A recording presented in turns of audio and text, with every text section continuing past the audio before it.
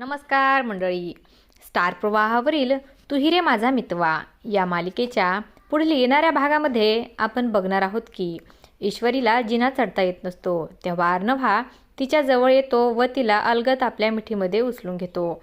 आणि तेव्हा ईश्वरी आणि अर्णव दोघेही एकमेकांकडे प्रेमाने पाहू लागतात.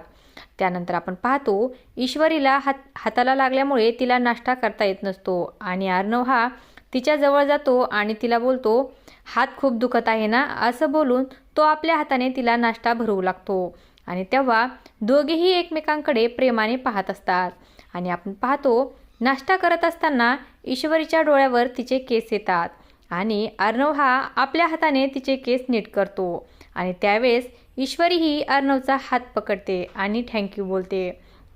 त्यानंतर आपण पाहतो अर्णव हा ईश्वरीला म्हणतो, मिस सिंदूर, तुमचा काहीतरी गैरसमज होत आहे.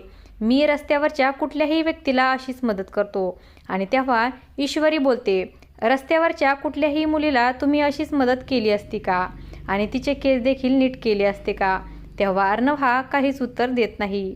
त्यानंतर आपण पाहतो अर्णव हा राजेशकडे जातो आणि राजेशला त्याला मिळालेला रुमाल दाखवतो आणि त्यावर आर लिहिलेले असते आणि तो बोलतो, आर फॉर राजेश. तेव्हा राजेश देखील अतिशय घाबरलेला असतो. आता पुढे येणाऱ्या भागामध्ये गाडीचे ब्रेक फेल हे राजेशनेच केले होते हे अर्णव सिद्ध करू शकेल का, हे पाहणं अतिशय रंजक ठरणार आहे.